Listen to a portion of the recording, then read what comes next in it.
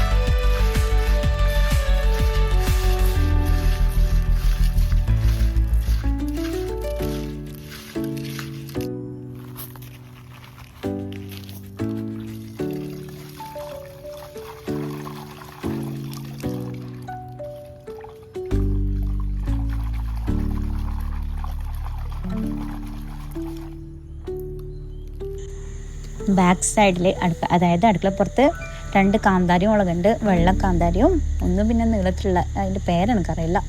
അപ്പോൾ നന്നായിട്ടുണ്ടാവും. ഇപ്രാവശ്യം കുറച്ച് കുറവാണ്. ഇതിനിപ്പം 2-3 വർഷമായി ഇത് നട്ടിട്ട്, നിറച്ചും ഉണ്ടാവും. അപ്പോൾ ഇപ്പം ഇതിൻ്റെ കമ്പൊക്കെ വെട്ടിക്കൊടുത്ത്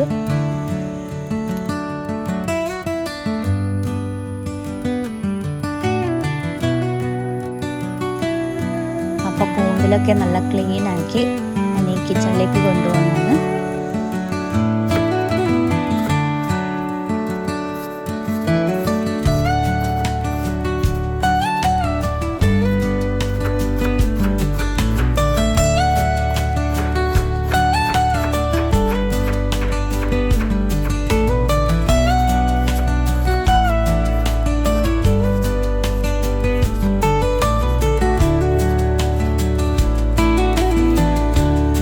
ഉണ്ടാക്കാൻ വേണ്ടിയിട്ട് ഇതിനാവശ്യമുള്ളത് 2 സവാള, അതായത് ഉള്ളി 2 അതിങ്ങനെ ചെറുതായി അരിഞ്ഞത് കിട്ടും. പിന്നെ തക്കാളി 2 വേണം. പക്ഷേ എൻ്റെ കയ്യിൽ ഒന്നേ ഉണ്ടായിരുന്നു, വലിയ തക്കാളി വേണം. അതുകൊണ്ട് ഒരു തക്കാളി എടുത്തു.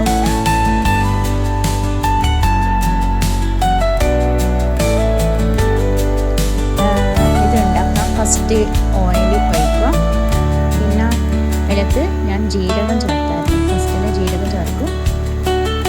പിന്നെ പട്ട, ഏലക്കായ്, ഗ്രാമ്പു. പട്ട എൻ്റെ കയ്യിൽ കുറച്ചേ ഉണ്ടായിരുന്നു, അതേ ഇട്ടുള്ളൂ. ഗ്രാമ്പു, ഏലക്കായ് അത് ചേർക്കും.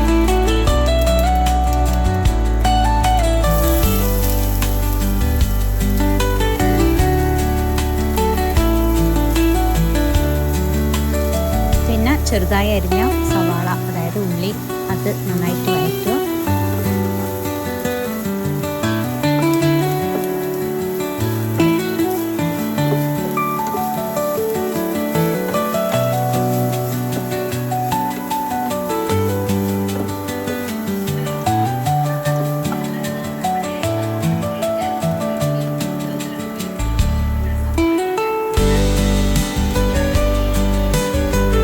സ്ഥിരമായിട്ട് ഒരു യൂട്യൂബ് ചാനൽ കാണുന്നുണ്ട്. അതായത് 2-3 വർഷമായി ഞാൻ അവളുടെ ചാനൽ കാണുന്നത്. ശ്രീസ് വ്ലോഗ് പറഞ്ഞിട്ട് എനിക്ക് ഭയങ്കര ഇഷ്ടമാണ്. അവരെ മോട്ടിവേഷനായിട്ടുള്ള സംസാരവും അവരെ എല്ലാം അവരുടെ സ്ഥലവും എല്ലാം കാണാൻ നല്ല ഭംഗിയാണ്. അപ്പോൾ അത് ഞാൻ എപ്പോഴും കണ്ടുകൊണ്ടിരിക്കും. അതെനിക്ക് പ്രത്യേകത മൂടഫെല്ലാം കേട്ട് അവരുടെ യൂട്യൂബ് ചാനൽ ഞാൻ കണ്ടു കഴിഞ്ഞാൽ എനിക്കൊരു കുറേ സമാധാനം കിട്ടുന്ന പോലെയുണ്ടോ.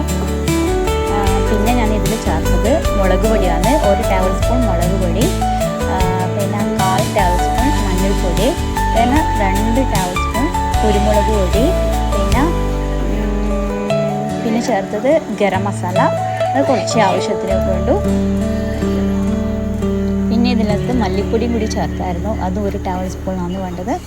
പിന്നെ ഞാനെല്ലാം വഴറ്റി കഴിഞ്ഞ് എല്ലാം ഇതായ ശേഷം ലാസ്റ്റായി ഉപ്പ് ചേർക്കാറുള്ളൂ.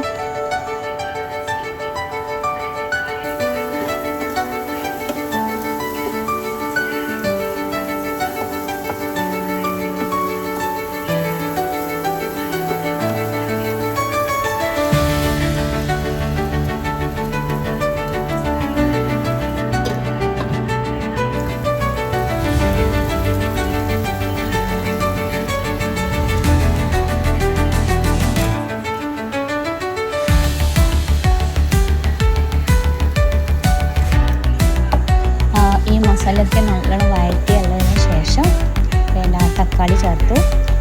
തക്കാളി നന്നായി അതിലോട് മിക്സ് ആകുമ്പോഴാണ് ഞാൻ അതിനകത്ത് കൂന്തൽ ചേർത്തത്.